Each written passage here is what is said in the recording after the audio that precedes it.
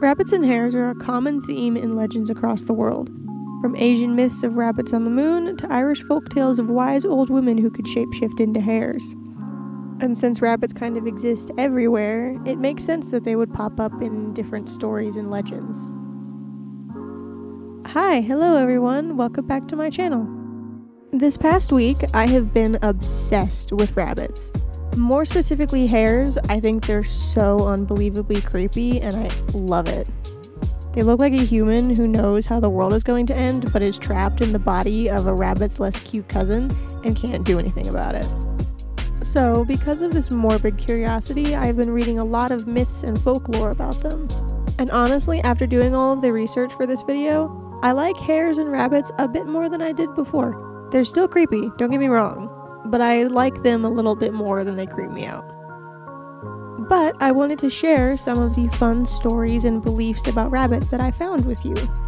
And honestly, now that I'm thinking about it, I probably should have saved this video for Easter, but I'm not going to do that. I'll do something about like eggs or pagan rituals for Easter probably. Anyways, let's get started with the mythos of rabbits. But real quick, a little bit of shameless self-promotion. Make sure you subscribe so you don't miss my next video.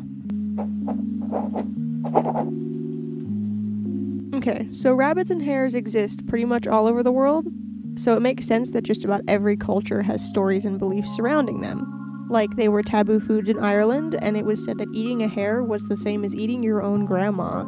And Celts used rabbits for divination by studying their footprints and stuff.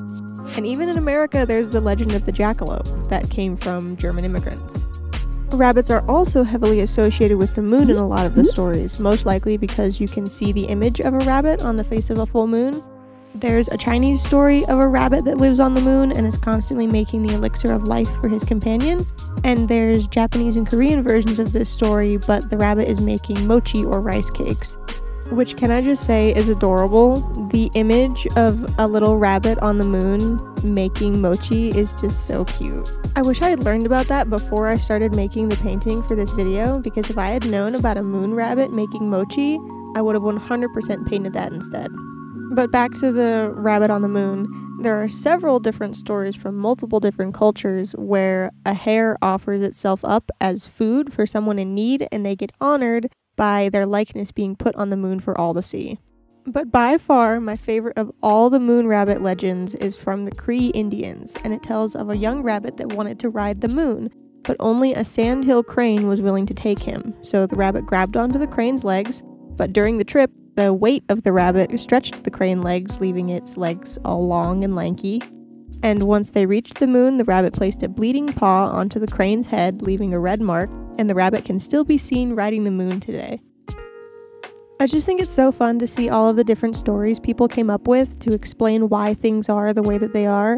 Like, I imagine a kid going up to his mom and asking her, "Why is there a rabbit on the moon?" Or why do cranes have such long legs? And the mom is like, "Well, honey, the crane took the rabbit up to the moon, but the rabbit was heavy and was holding onto its legs, so it stretched him out.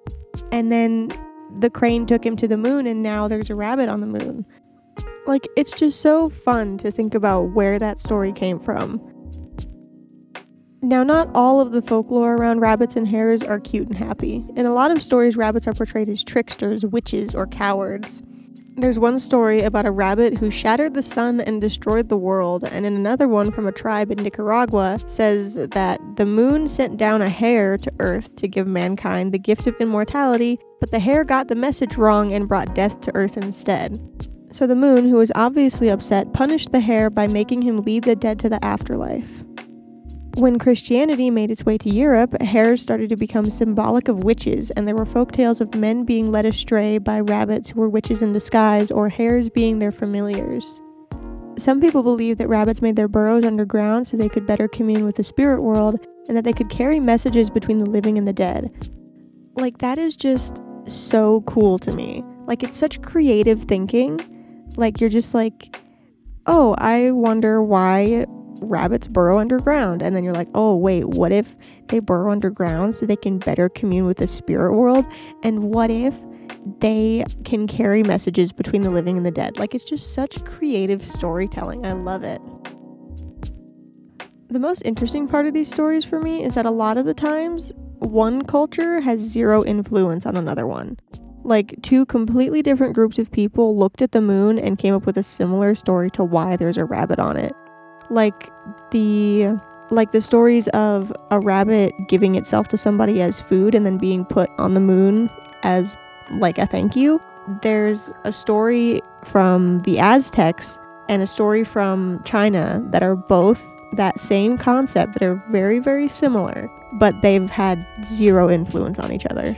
It's just so interesting. Stuff like this really reminds me how cute humans are. Like, someone looks at the moon, sees the shape of a rabbit, and makes up a fun story about it to tell kids around the campfire. And then that story just keeps getting told over and over again. It passes down from grandparent to grandchild for years until it reaches some random person reading an article on the internet, who then goes on to tell some more random people through a YouTube video. It's like a full circle of creativity. It's so much fun. Some people kind of get upset about the whole nothing's technically original thing, but I think it's really cool. Like, everything's inspired by everything else, so everything's kind of connected, and you can do your own part in, like, the creativity life cycle. Like, you can get inspired by another culture and, like, make a really cool art piece based off of one of their legends, or you can take a story that you've been told since you were a kid and you can do something with that. Like, you can take a story that your grandpa told you about him doing something stupid when he was a kid, back when adult supervision wasn't a thing, and you can make like a cute kids book out of it. Or you can take your favorite TV show or your favorite like internet web series or your favorite book and do something with that and create your own little universe based off of it. Like, the TV show Supernatural was actually originally was based off of this book called On the Road, and it was like, okay, all the stuff and the characters that happen in this book happen, but like weird supernatural stuff starts happening, and that was the base inspiration for the TV show for the series Supernatural. And now it's like this huge thing with like, what, 12 seasons or something now? Like, it's insane, and it was just essentially fan fiction about this one book. I honestly wish people didn't get so upset about the whole nothing's actually original thing, because it takes a lot of pressure off of you as anybody doing anything creative, because you don't have to come up with anything original because you physically can't. Like, it's impossible to come up with something original, so you don't have to worry about it. It's a lot less stressful, in my opinion. But anyways, I think I will stop rambling now. This video is long enough.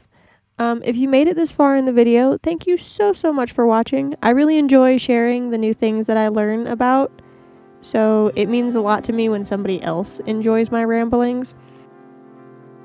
Also, if you have any video ideas or topics that you would like me to cover or look into, please feel free to comment those. I have a ton of ideas, but I want to know what you guys want to see too.